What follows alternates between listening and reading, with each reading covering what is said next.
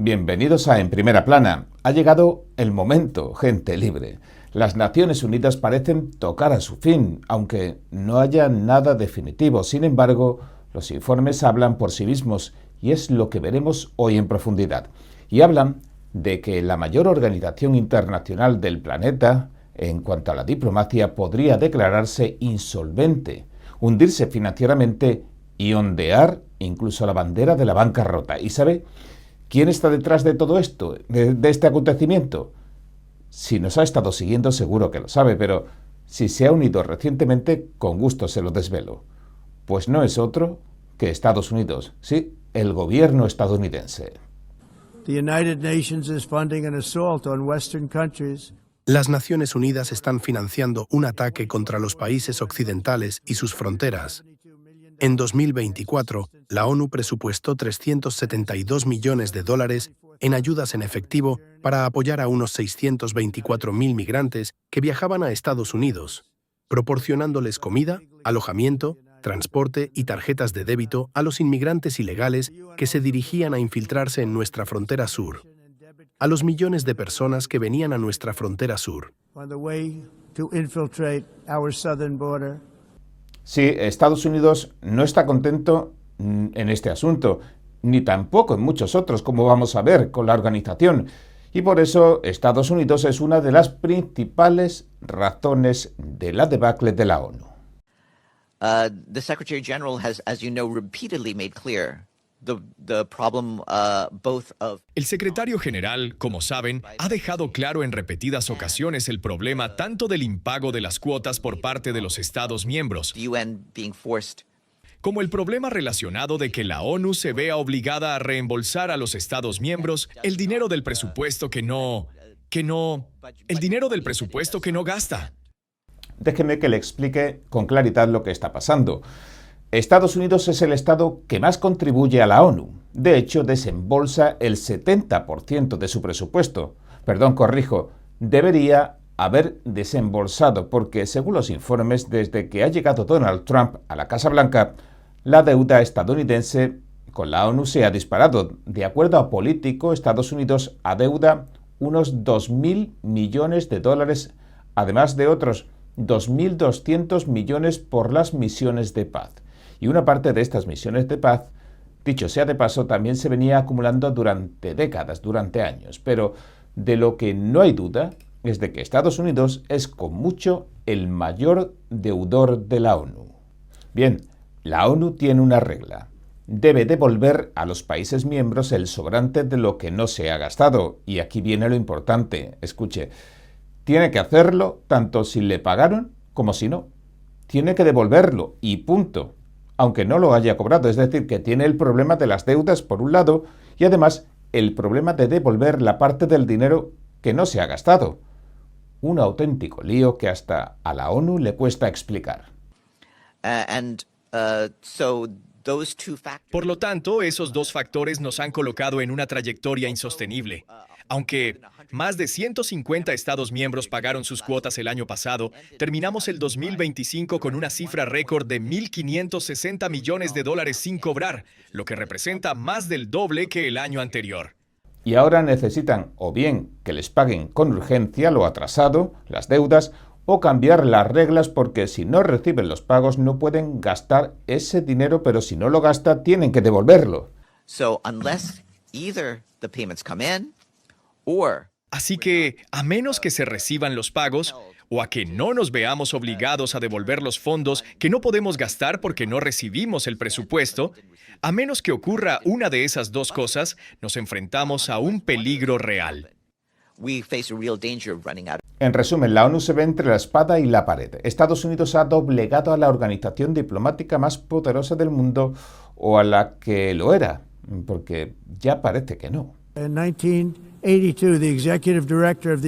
1982, el director ejecutivo del Programa de las Naciones Unidas para el Medio Ambiente predijo que, Para el año 2000, el cambio climático causaría una catástrofe global. Dijo que sería algo irreversible, tal como lo sería un holocausto nuclear. Esto es lo que dijeron en las Naciones Unidas. ¿Y qué pasó? Aquí estamos. Otro funcionario de la ONU afirmó en 1989 que, en el plazo de una década, naciones enteras podrían ser borradas del mapa por el calentamiento global. Tampoco sucedió.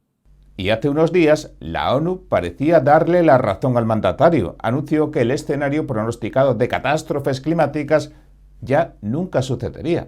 Se acabó el cataclismo climático. Hay, por supuesto, polución industrial, contaminación del agua, etcétera, etcétera, pero la ONU ha declarado que no se producirá la crisis que ha dado paso a tantas políticas climáticas tan drásticas, tan extremas. Lo que Obama, Kerry, la pequeña Greta y compañía anticiparon nunca va a pasar. Bueno, Greta quizás sabía algo y ahora se la ve más comprometida con la causa palestina que otra cosa. Y quizás pueda llegar a salvar su carrera. Desde aquí le mandamos un saludo. Ahora se necesitan energías confiables como la nuclear y los combustibles fósiles para esos gigantes centros de datos de la inteligencia artificial. Así que asunto zanjado. El enfriamiento climático, que luego pasó a llamarse el calentamiento climático o global, para acabar llamándose ya de forma más unificada y abarcadora el cambio climático, ha dejado de atentar contra nuestras vidas, contra la de usted y contra la mía. No hay peligro, nos salvamos. Un problema menos, gracias a la ONU. Lástima que la lista no acabe ahí y las opacidades parezcan más que numerosas. I'll give a few examples.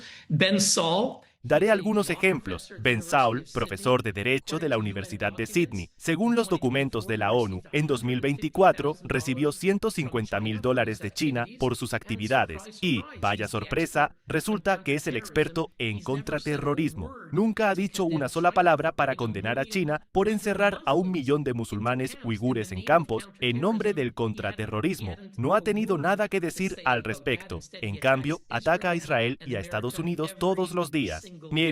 Y es que los problemas de Estados Unidos con la ONU no son algo nuevo, se remontan a hace mucho, mucho tiempo. Hace más de 60 años, cuando la ONU no había cumplido la mayoría de edad, o por lo menos no había cumplido sus 20 añitos, el historiador y periodista estadounidense William Henry Chamberlain dijo que las Naciones Unidas ejercía, y cito, una influencia claramente negativa en la política exterior estadounidense. Cierro cita. Se preguntarán un poco por qué. Pues bien, le explico que era porque el país, según Chamberlain, se veía arrastrado por el resto de países a cometer, según dijo, en palabras textuales, venganzas y posiciones parciales, a tomar posiciones parciales que no se ajustaban ni a los principios de justicia elemental ni a los propios intereses de Estados Unidos. Cierro cita. La Fundación Conservadora Heritage informaba 2 décadas después de que la sede de la ONU de Nueva York funcionaba como, abro cita, base para el espionaje y la propaganda soviética. Cierro cita. Y con el tiempo ha cambiado algo, pero no mucho, porque hoy, según los informes, China, la China comunista, como lo era la Unión Soviética, o mejor dicho, el Partido Comunista que gobierna China, ha tomado el control. Hasta la relatora de la ONU, Francesca Albanese, ha calificado a Estados Unidos como una nación fundada sobre el genocidio. En esas palabras, algo que causó cierto revuelo. El caso de Francesca Albanese es la excepción. Francia le pidió que dimitiera, Alemania la condenó por antisemitismo y el gobierno canadiense la condenó por invertir el Holocausto. Y sin embargo, instituciones importantes como el New York Times, 3 universidades belgas que le otorgaron un doctorado o los medios que le dan una plataforma, no mencionan que ha sido declarada culpable de antisemitismo por tantas instituciones. En 2025, cuando el presidente Trump ordenó el ataque quirúrgico sobre las bases nucleares iraníes, recuerden el ataque relámpago, bajo la sospecha de que el régimen de los ayatolás construían armas atómicas, el secretario general de la ONU, Antonio Guterres, salió al paso y dijo esto. Madam President, we face a stark choice. Señora Presidenta, nos enfrentamos a una disyuntiva crucial. Un camino conduce a una guerra mayor, a un sufrimiento humano más profundo y a un daño grave al orden internacional. El otro conduce a la desescalada, la diplomacia y el diálogo. Sabemos qué camino es el correcto. Insto a este Consejo y a todos los Estados miembros a actuar con cordura, moderación y urgencia. No podemos y no debemos renunciar a la paz. Guterres dijo sentirse alarmado por el uso de la fuerza que exhibieron los estadounidenses contra el régimen de los mulás, un régimen que, según denunciaban en aquel entonces las organizaciones de derechos humanos, también estaba dedicándose a asesinar a miles de manifestantes en las calles para reprimir las protestas en contra de su forma de gobierno, y al que los Estados Unidos calificaba como el mayor financiador del terrorismo del planeta. En resumen, ahora las espadas están en todo lo alto. Y con ahora me refiero a con Donald Trump en el cargo, volviendo a la oficina oval, después de que una aplastante mayoría de estadounidenses lo decidiera en las urnas. ¿Cuál es el propósito de la ONU? La ONU se suponía que era un lugar donde se pudiera resolver pacíficamente el conflicto global. Ahora mismo tienes un país que está tomando posesión ilegal, criminal e ilegítimamente de una vía marítima internacional, volando buques comerciales y colocando minas en el agua. Si me estás diciendo que la comunidad internacional y cientos de países no pueden unirse ante eso, entonces no sé cuál es la utilidad del sistema de la ONU, si ni siquiera puede resolver algo tan sencillo como eso. Y de esta decisión a otra decisión, la que tomó Trump cuando creó también la Junta de Paz y empezó las labores con esta nueva organización internacional diplomática paralela a la ONU con el conflicto de Gaza. Creo que la combinación de esta Junta de Paz, del tipo de personas que tenemos aquí, junto con las Naciones Unidas, puede ser algo más que único. El comandante jefe estadounidense también se ha preguntado en público por qué la ONU no ha impedido o frenado alguna vez una hambruna, por ejemplo, o qué guerras ha evitado o ha cortado, o qué logros ha acumulado en cuanto a abolir la esclavitud, la matanza de cristianos, por ejemplo, en Nigeria, las torturas en Irán, el genocidio de uigures y de practicantes de Falun Gong o Falun Dafa en China, o cualquier otro crimen de lesa humanidad.